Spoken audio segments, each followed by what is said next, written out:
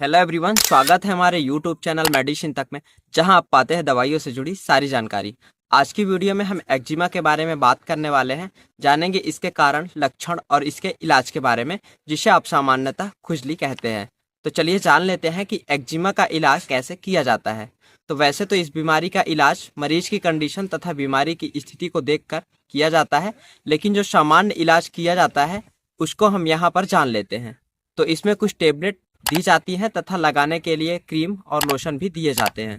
Tablet में खुजली को कम करने के लिए हाइड्रोक्सीजिन टेबलेट, जिसे आप एटारॉक्स टेबलेट के नाम से जानते हैं, या इसके अलावा सिट्रीजिन टेबलेट या लिवोसिट्रीजिन टेबलेट, इनमें से कोई भी एक टेबलेट ली जा सकती है। सूजन तथा लालिमा को कम करने के लिए एस्टेरॉइड, एंटीफंगल तथा एंटीबायोटिक दवाइयाँ दी जाती हैं, जिसमें एस्टेरॉइड में प्रेडनिसोलोन, बीटामेथासोन या डेक्सामेथासोन, जिन्हें आप क्रमशः ओमनाकार्टिल, बिटनिसोल व डेक्सोना के नाम से जानते हैं, इन तीनों में से कोई भी एक दवा ली जा सकती है। एंटीबायोटिक टेबलेट के रूप में एजिथ्रोमाइसिन या एरिथ्रोमाइसिन, दोनों में से एक ही दवा दी जाएगी, या आपके डॉक्टर अपने अनुभव के आधार पर कोई अन्य एंटीबायोटिक टेबलेट भी दे सकते हैं। और एंटीफंगल के रूप में फ्लूकोनाजोल या ग्रिसोफल्विन टेबलेट, इन दोनों में से कोई एक टेबलेट दी जाएगी।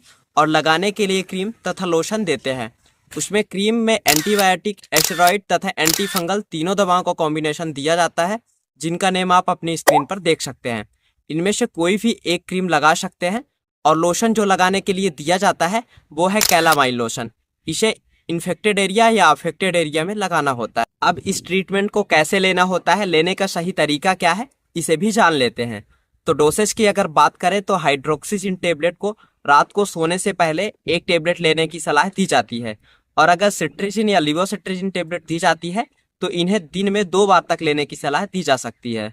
इसके अलावा एस्टेरॉइड में प्रेडनिसोलोन, बीटामेथासोन या डेक्सामेथासोन टेबलेट देंगे तो इसे सुबह तथा शाम खाना खाने के बाद लेने की सलाह दी जाती है। एंटीबायोटिक में एजिथ्रोमाइसिन या एरिथ्रोमाइसिन, कोई भी दवा दी हो उसे दिन में एक बार ही दिया जाता है।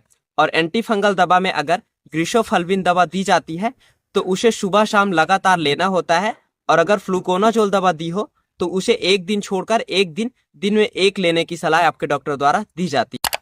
और जो क्रीम दी गई है इसे दिन में 2 बार अफेक्टेड एरिया को साफ करने के बाद लगाया जाता है।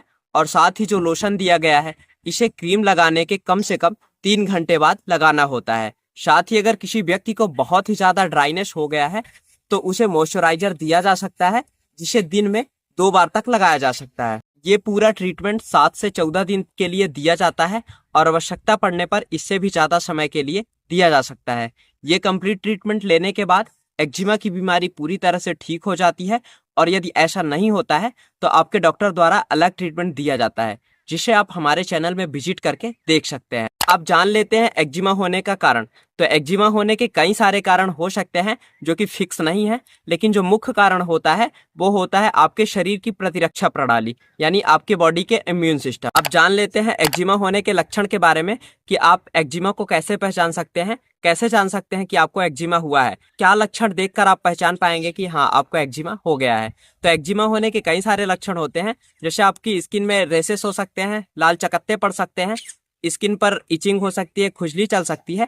बहुत सारे लक्षण आपको देखने को मिल सकते हैं, जिससे आप कंफर्म कर सकते हैं कि आपको एक्जिमा हुआ है। आज की वीडियो में आपने जाना एक्जिमा का कंप्लीट ट्रीटमेंट और कारण और लक्षण के बारे में। यदि जानकारी पसंद आई हो, एक्जिमा से जुड़ी जानकारी आपको अच्छी लगी हो, तो वीडियो को लाइक करें। साथ ही यदि अभी तक आप हमारे चैनल मेडिसिन तक को सब्सक्राइब नहीं किया है तो जल्दी से सब्सक्राइब करके बेल आइकन प्रेस कर लें, ताकि आने वाली वीडियो की नोटिफिकेशन सबसे पहले आप तक पहुंच सके। आप देख रहे थे अपना यूट्यूब चैनल मेडिसिन तक। Thanks for watch, bye.